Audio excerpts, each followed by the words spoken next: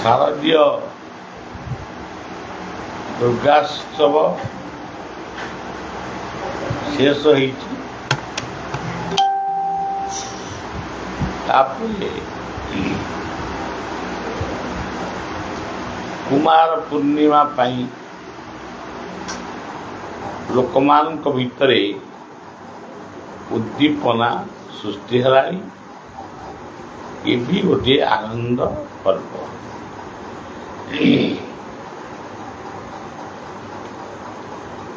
କୁମାର ପୂର୍ଣ୍ଣିମା କହିଲେ ଗୋଟେ ଛୋଟିଆ କଥା ନୁହେଁ। ଇଏ ହେଉଛି ତ୍ରେତୟା ଯୁଗର ଆବିର୍ଭାବ ଦିବସ।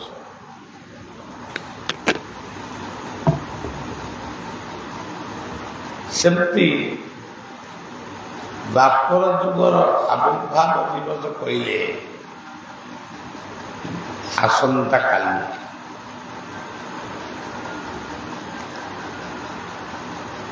ଆମର କଥାରେ ଅଛି ଶୀତ ଆଦି ଚାଳ ମୂଳରେ ଥାଏ।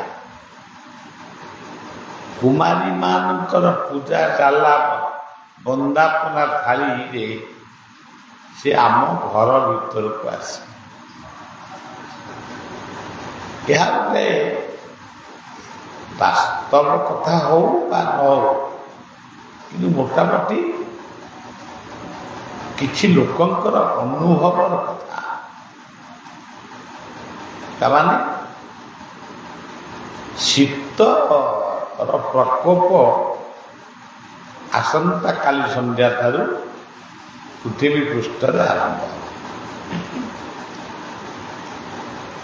ଏବେ ତ ମେଘ ହେଉଛି, ବର୍ଷା ଦିନ ଭଳି ଲାଗୁଛି, କିନ୍ତୁ ଇଏ ହେଉଛି ବର୍ଷା ଋତୁର କଥା। ବର୍ଷା ପରେ ଆସିବ ଶରତ ଋତୁ, ଆଶ୍ୱିନ କାର୍ତ୍ତିକ ଇତ୍ୟାଦି।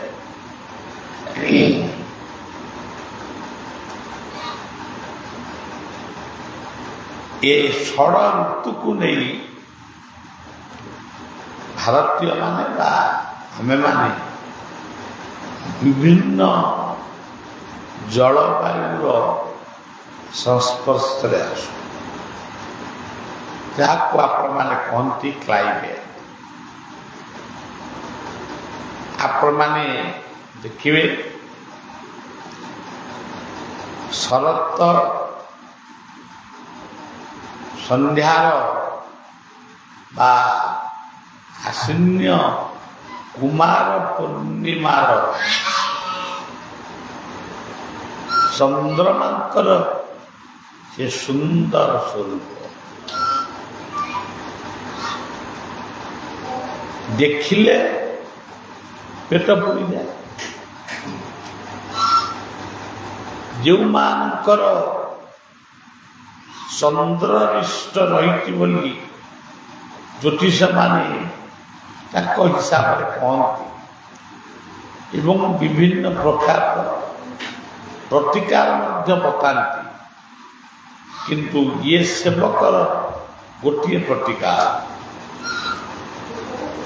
କୁମାର ପୂର୍ଣ୍ଣିମା ରାତ୍ରିରେ କୁମାରୀମାନଙ୍କୁ 5 ଜଣ ହୁଅନ୍ତୁ ବା 3 ଜଣ 5 ଜଣ 7 ଜଣ ଯାହା ବି ହୁଅନ୍ତୁ, କୁମାରୀମାନଙ୍କୁ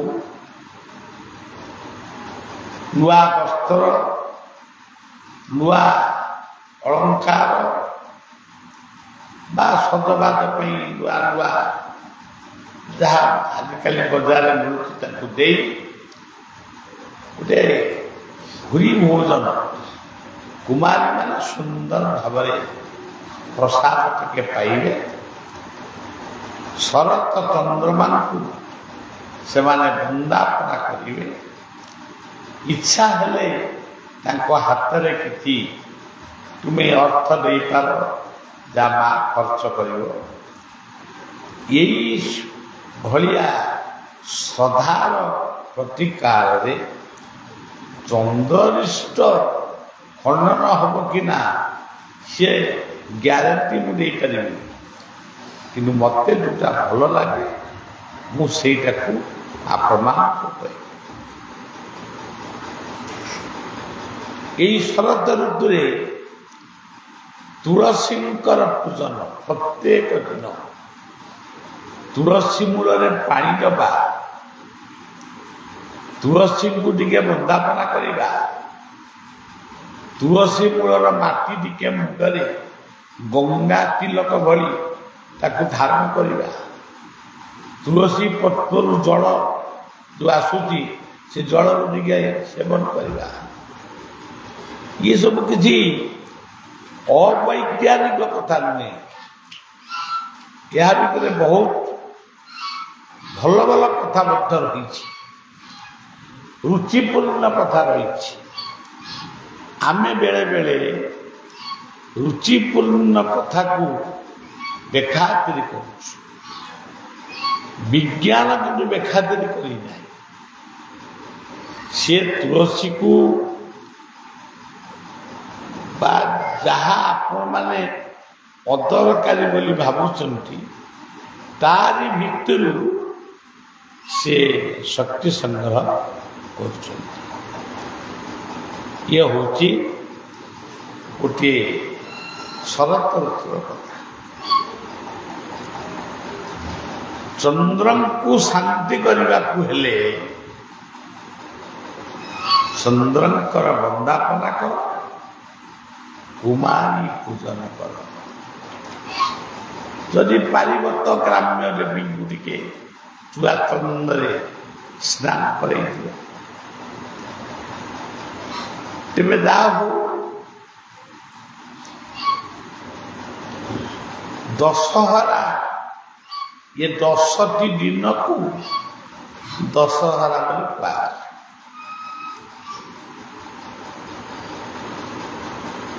ଇଏ ପ୍ରଥମ ଗଣିବା କାହାକୁ? ଏକ ସେଇ ପରମାତ୍ମା ନେଇ। 2 ପ୍ରକୃତି ପୁରୁଷ ଭ୍ୟାନ। 3 କର୍ମ ଜ୍ଞାନ ଭକ୍ତି ଭୋ ନମଃ।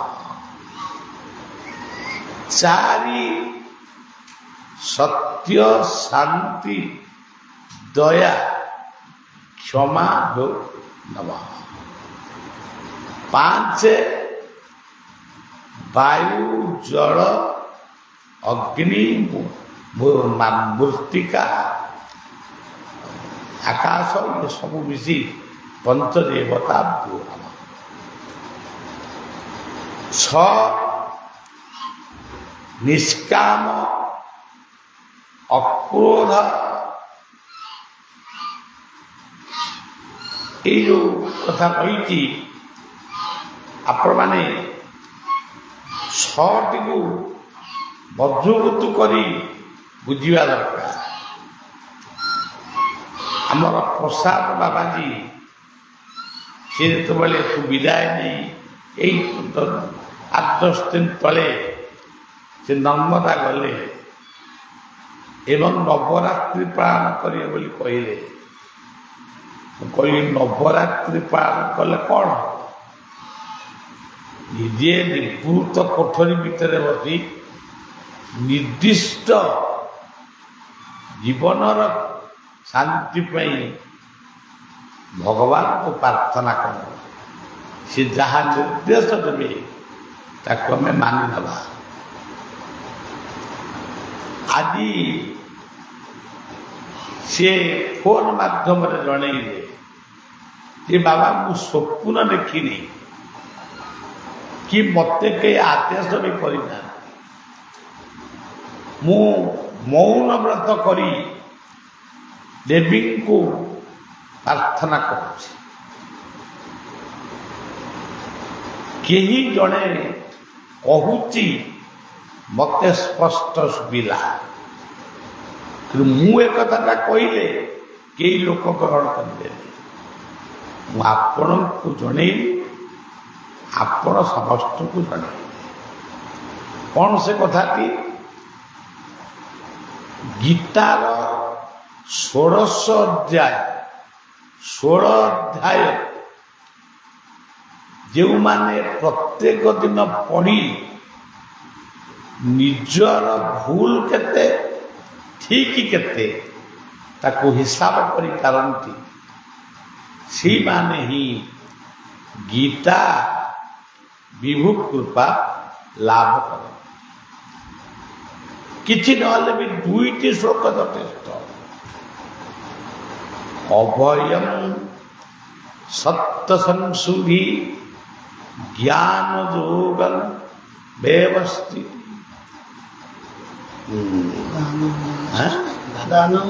ଦାନଂ ଦମସ୍ස ଯଜ୍ଞସ୍ස ସ୍ୱାଧାୟ ସ୍ତପ ଆର୍ଜବଂ ଅହିଂସା ସତ୍ୟମ କ୍ରୋଧ ତ୍ୟାଗ ଶାନ୍ତିରପୈଶୁନମ୍ ଦୟା ଭୂତେସ୍ତଲୁପ୍ତମ୍ ମାଦ୍ରିବମ୍ ହୀରସ୍ଥାପରମ୍ ତେଜ କ୍ଷମା ଜ୍ୟୋତି ମୌନି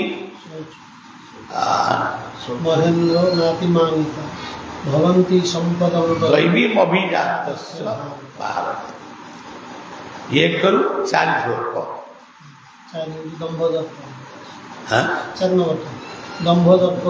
हाँ, एक करू 3 श्लोक बोला। ये 3 श्लोक को जी ठीक भाव में बुझीब से जानिब मु किए, मु आउ क्या पचारे पड़ोनी मु किए। जो विराट प्रश्न बाकी who am I, who is he, who is she, ये विराट प्रश्नर उत्तर यही 3टी श्लोक भितर मिले। देवता ना मो राक्षस।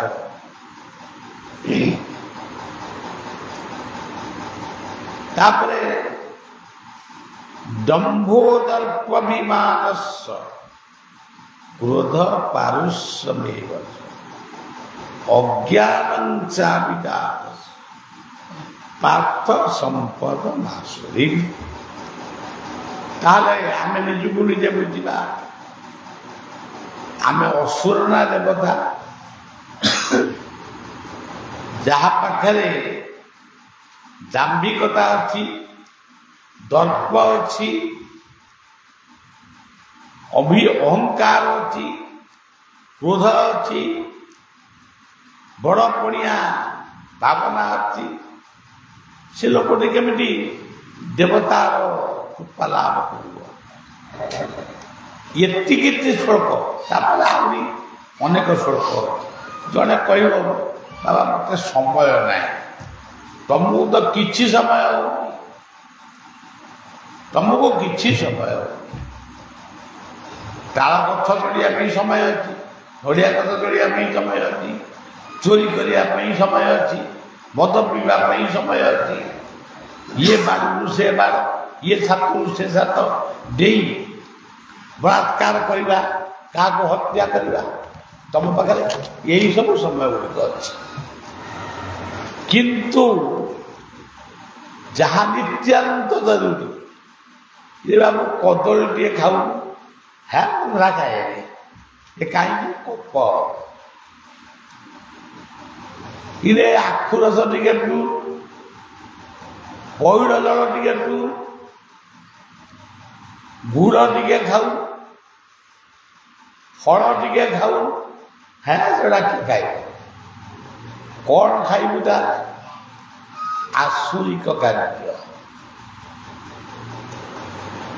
आज बाटर आसला बेले गुड़े छेली माई छेली कि पंद्रह छेली मुझे जानी 50टी खंड एकत्र ही खाली पचर गोटे बाबू किए बाटे बड़ था ସେତିବେଳେ ମୁଁ ମନେ ମନେ ଭାବୁଥାଏ ଏ ନିରୀହ ଜୀବଟି ଜାଣିନି ତାକୁ କାହିଁକି ଆଦର କରାଯାଉଛି।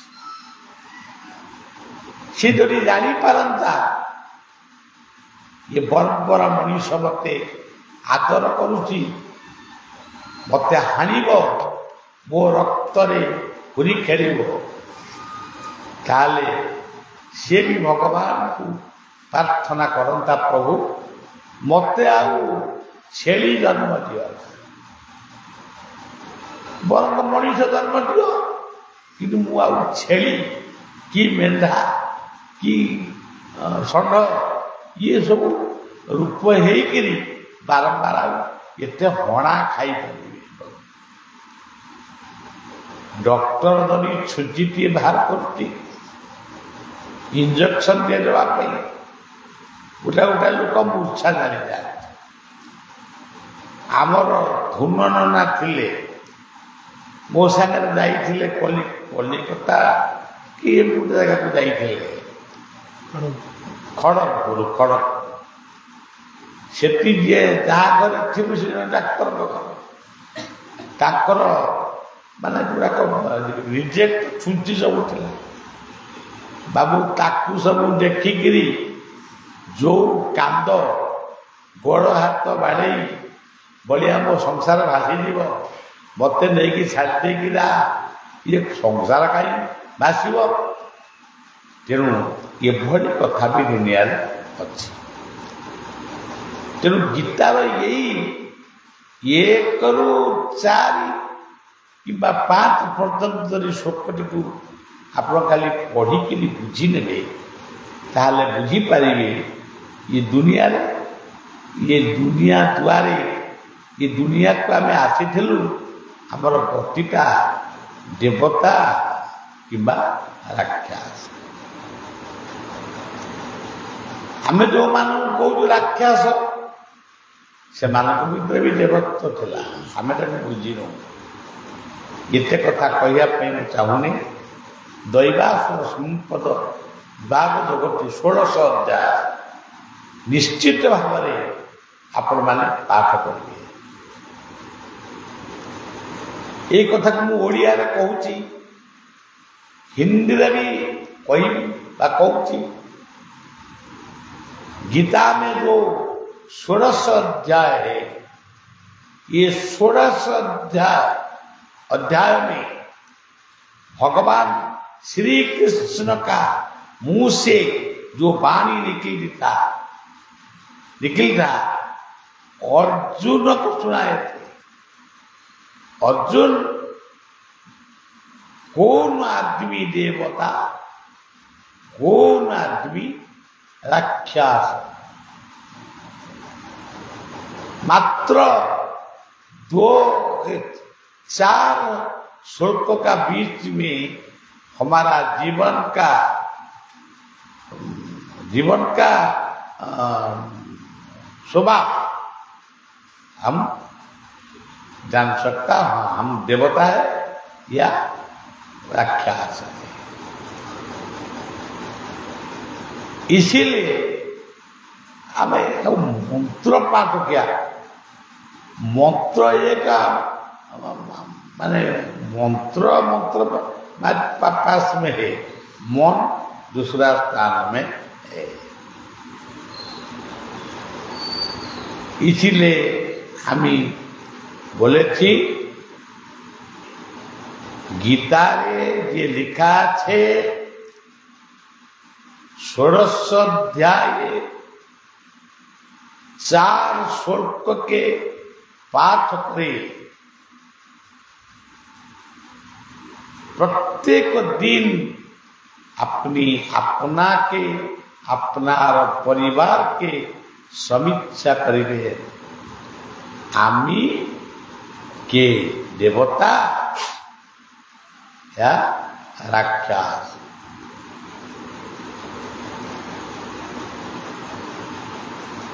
तेणु आपण माने ये कथा को मन रखिए। जो कहली 1 = unseen light. 2 is equal to nature and energy. 3rd is equal to duty, service and sacrifice.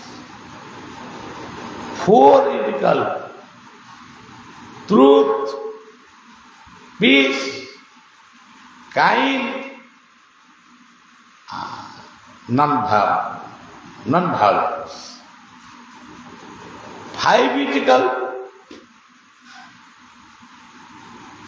water, air, fire, earth, sky. 5 ये सबको लेकर हमको जीवन गठन करने के ये सब भगवान तैयार किया है। हम सब ध्वंस क्या है। 6 क्या है? 6 ही ऐश्वर्य, वीर्य, ज्ञान, वैराग्य, स्वभाव, आत्मा, ये सब भगवान। 6 भगवान। 7 क्या है? 37 मुख, फेस, आई, नोज, ईयर, माइंड। ये always 7 chapter of life, 7 ideology of life. 8 क्या है? 8 क्या है? भूमि, जल, अर्थ, वाटर, फायर, सी, अर्थ, मनो, माइंड, सेंस एंड साइंस। 9 क्या है? 9 is equal to always bhakti, devotion of life.